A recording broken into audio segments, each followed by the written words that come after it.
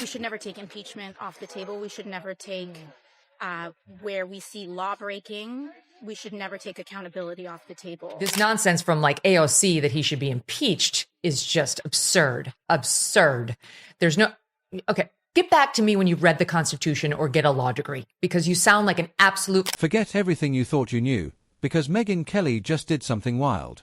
She didn't just clap back, she pulled off a takedown so unexpected it feels like a Netflix plot twist. AOC, usually the queen of the spotlight, suddenly looked like she brought a water balloon to a flamethrower fight. And the best part? Nobody saw this coming.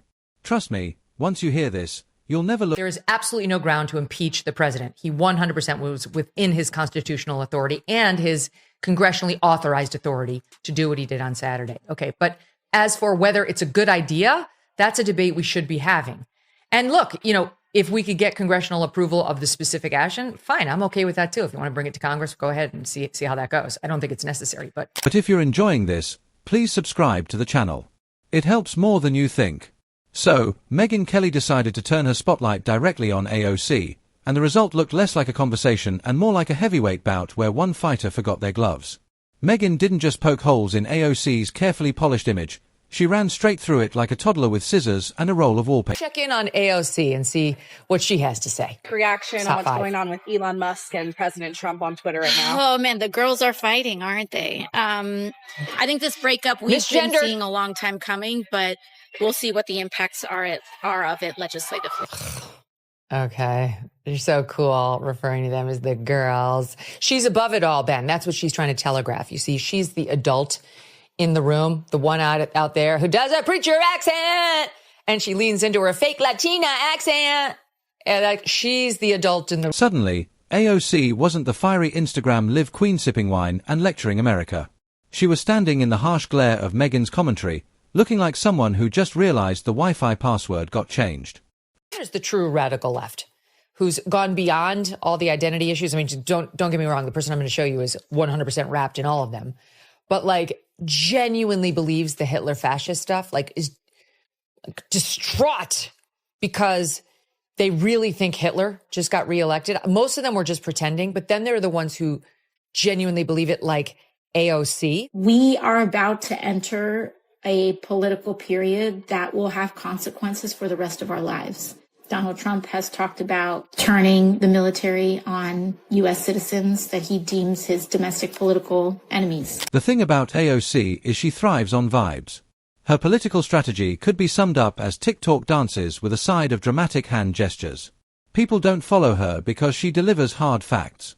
They follow because she can make a 30-second soundbite feel like a TED Talk mixed with a Broadway. AOC has been out there on this, I don't know if it's campaign trail, I don't know what we're calling it, but this like fight the oligarchy tour with Bernie Sanders, from which, you know, venue to venue, she travels first class, sipping her champagne, you know, in the first class cabin as the losers and plebs walk by to coach. They're the ones she's really fighting for. And she's decided to ramp up her anti-Trump rhetoric in a way she's done before, but that could be deeply problematic for her if Trump actually decides to pay some attention to. But Megyn doesn't play in the land of vibes. She plays in the land of precision cuts, the kind that make even the most confident politicians suddenly wonder if their college thesis was just one big joke. And that's exactly what happened here. AOC came in thinking she could coast on the usual big statements, passionate tone, maybe a metaphor about climate change being like an overdue credit card bill. But Megyn wasn't buying it. She peeled back the performance one exaggerated gesture at a time until AOC looked less like a congresswoman and more like someone giving a book report on a book they clearly didn't read. The brilliance of Megyn's approach was that she didn't come swinging with cheap shots. No, she brought the receipts, the analysis, and the kind of pointed observations that made AOC's arguments unravel faster than a silk dress in the washing machine. And the crowd watching, they weren't just entertained, they were stunned. It's one thing to disagree with AOC. It's another thing entirely to watch Megyn casually disassemble her whole brand like she was taking apart IKEA furniture without the manual. Here's where it gets hilarious. AOC is used to being untouchable. She's the darling of late-night comedy skits, the hero of progressive Twitter threads, and the self-appointed slayer of capitalism, while wearing $300 sneakers. Her image is so... The report today that AOC may be getting ready to run for president, that her team is looking, and I know you've said she could potentially do it, but her team is looking at maybe Senate, Chuck Schumer is, I think, going to be 78 when he runs for re-election. That's really old. And the Democrats seem to get that now. Or she might just go for president. And at the same time, this happened today. The Republicans in the House introduced a resolution to honor Charlie Kirk. It condemns the murder and it carefully curated. It makes Apple product launches look spontaneous. But Megyn didn't just expose the cracks. She spotlighted them in 4K slow motion with Dolby surround sound. Suddenly, AOC's whole I'm the Future persona looked less like Destiny and more like a failed Broadway audition that somehow made it to C-SPAN. It wasn't just about policies either. Megyn went after the performance. That's what nobody had really done before. Everyone else gets caught up in arguing with AOC's talking points, but Megyn stripped it down to the theater of it all, the hand-waving, the dramatic pauses, the carefully staged emotion. It was like pulling the curtain back on The Wizard of Oz and realizing it's just a guy with a megaphone and a fog machine. And once you see it, you can't unsee it. The reactions were priceless. Half the audience sat there with jaws on the floor. The other half couldn't stop laughing. And somewhere in Brooklyn, a barista tried to explain to their coworker why AOC is still a genius, even though she just got steamrolled on live commentary. But it didn't matter. The damage was done. Megyn had shown that the emperor wasn't just wearing no clothes, she was probably trying to return them for store credit. And the timing? Oh, perfect. Because AOC has been riding high lately, basking in the glow of influencer politics where clapping back on social... Of course he's lying and abusing and manipulating the stock market too.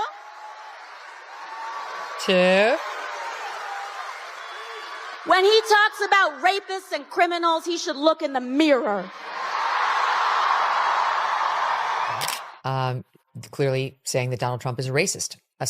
Rapist. She also thinks he's a racist. He's all the ists. But here, she's in deep trouble because he was not found liable for rape. And George Stephanopoulos just had to pay ABC some $15 million to President Trump to settle a defamation lawsuit. But when Megyn exposed her, it became clear that clapping back is only effective if you actually have something worth clapping with. Otherwise, it's just loud noise and a lot of motion with zero impact. Basically, political jazz hands. Now, the funny part is AOC probably thought she could spin this into her usual narrative. You know, play the victim, rally the base, throw out some hashtags. But here's the twist. How many politicians get exposed for their policies? Tons. How many get exposed for their method acting? Almost none. That's what Megyn pulled off here. She turned AOC's greatest strength, her ability to command attention, into her biggest weakness. Suddenly, the same performance that made her a star made her look like she was trying way too hard. And there's nothing more fatal in politics than looking like the try-hard in the room. By the end, Megyn had done what nobody else managed to do. She didn't just win an argument, she rewired the way people see AOC. And here's the kicker, this wasn't even Megyn at her sharpest. This was Megyn on a Tuesday, sipping coffee, casually dismantling a politician like it was part. And there's AOC, who said the following. And beliefs were ignorant, uneducated, and sought to disenfranchise millions of Americans. Far from the working tirelessly to promote unity, unquote, asserted by the majority in this resolution. Then she voted no. She refused to join in the resolution. Consequences to her politically for doing that? I would love to have her run for president of the Democratic side. It's a contrast, right? What you see is what you get. If that's what you think can lead this country, is that where your values are? Is that what you think will continue to promote American freedom and liberty? Of her morning routine. Imagine what happens when she really decides to aim all her focus on AOC. That's not just exposure, that's political demolition with a smile. Because once Megyn exposes you like that, the internet never forgets. Memes are already in circulation. Late-night hosts are making nervous jokes. And somewhere, a group of interns is trying to scrub the clips from trending feeds. Spoiler, it won't work. At this point, AOC's best option might be to lean into the theater and just own it. Start doing full musical numbers in Congress, jazz hands included. Maybe that way people will at least laugh with her instead of at her. Because after what Megyn pulled off, the illusion has shattered. The performance has been exposed. And for the first time, people are looking at AOC and asking themselves, wait, was this always just a show? She could fumble a policy explanation, mix metaphors until they sounded like rejected fortune cookie messages, or drop a half-baked analogy about billionaires eating planets, and people would still cheer like she just walked off the set of Hamilton. But Megyn didn't just clap politely, she poked the balloon, and suddenly all the air whooshed out in one long, embarrassing... And the reason this is relevant is because a congresswoman who you may know as Alexandria Ocasio-Cortez has been telling us for years that she is from the Bronx. And recently she had a fight with President Trump over tweet, text, truth, whatever. And she played tough and said, "Oh, don't you mess with me. I'm a Bronx girl. And we eat Queens boys for breakfast," because that's where Trump was raised, in Queens. And respectfully, AOC. Well, that's real cute, except she only lived in the Bronx until she was age 5. Squeak. That's the thing about performance politics. It only works as long as everyone buys into the illusion. And Megyn, bless her ruthless precision, yanked those wires into plain sight. But once Megyn dismantled that control, the entire act wobbled. Suddenly, AOC didn't look like a revolutionary leader of the new generation. She looked like an overworked drama student forgetting her lines mid-performance. The worst part. AOC thrives when she's fighting a villain. She loves when the opposition looks like a cartoon bad guy. It feeds her brand. But what happens when the opposition just stands there smiling while pointing out that the emperor is doing jazz hands in an empty room? There's no fight to be had. Just silence, and the deafening sound of credibility deflating. Fans of AOC rushed to defend her. Of course, Twitter lit up with threads longer than medical textbooks, each one desperately trying to explain why she wasn't actually exposed, why Megyn was just being mean, and why this doesn't matter in the grand scheme of things. But here's the irony. The harder they tried to defend her, the more obvious the cracks became.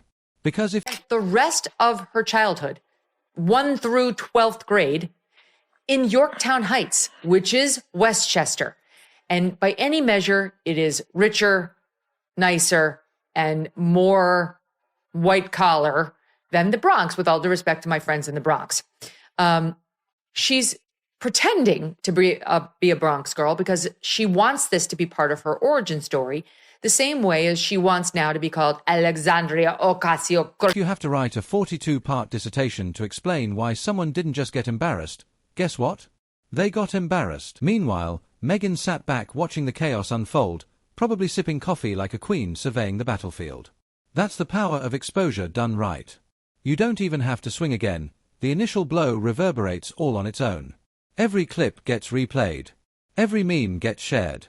Every conversation drags AOC's performance back into the spotlight. And each replay makes it look worse than the last. It's almost poetic. Like a gymnast pulling off a flawless triple flip only to faceplant while waving to the crowd. Nobody remembers the flips after that. They remember the faceplant. And the ripple effect across the media. Hilarious. Outlets that normally rush to AOC's defense are suddenly whispering things like, well, maybe she does rely a little too much on theatrics. Oh, now they notice. The timing is hysterical. It's like watching a room full of people pretend they love a bad movie until one person says, wait, this is terrible. Well, everyone knew her as Sandy Cortez when she was growing up, and her lies are coming to the fore. So, among other things, Benny Johnson, who's hilarious, and he's a great Twitter follow and has a great show, went to Yorktown Heights just to take a look and to talk to some folks there about AOC and what Yorktown is like and so on. And now some of her schoolmates, separate and apart from Benny, are weighing in on her claims. And suddenly, everyone agrees. 12. The memes, of course, are where the real demolition happens. The internet doesn't care about nuance, it cares about punchlines. And boy, did Megyn hand them plenty of material. Clips of AOC's dramatic handwaves are now set to circus music. Her emotional pauses are looped into awkward silences. Her expressions are frozen mid-sentence with captions like, Oscar-worthy performance, 0 policy details. Once the internet gets you like that, your credibility isn't just damaged, it's roasted, GIF-ted, and archived forever. Every exaggerated handwave looks faker. Every pause feels rehearsed. Every passionate plea sounds like an audition monologue. So here we are, AOC's image cracked wide open. Her supporters scrambling to tape it back together. The media awkwardly admitting what they always knew. And Megyn standing there like the person who just reminded everyone that the emperor wasn't wearing... Fourth place, not necessarily fourth place. This is just, I'm going to start with as the fourth possibility, but I've got 4 total and you'll decide what order they go in. I'm going to kick it off with AOC. Okay. Her real name is Sandy Ocasio. This is what she went by her entire life, Sandy Ocasio. And only when she decided to run for office did she decide to suddenly become Alexandria Ocasio-Cortez and lean into her Puerto Rican history, where her mother was born in Puerto Rico, but her father was born in New York City. And she decided to tell us sob stories about how she's from a poor family and she was living, paycheck to paycheck. Meanwhile, she was raised in a Tony part of Westchester called Yorktown Heights. In clothes, he was doing jazz hands. And the best part, this wasn't even a battle. This wasn't a clash of titans. Nobody claps. Nobody gasps. Nobody believes anymore. They just see the wires, the props, and the person on stage trying way too hard. That's what nobody has done before.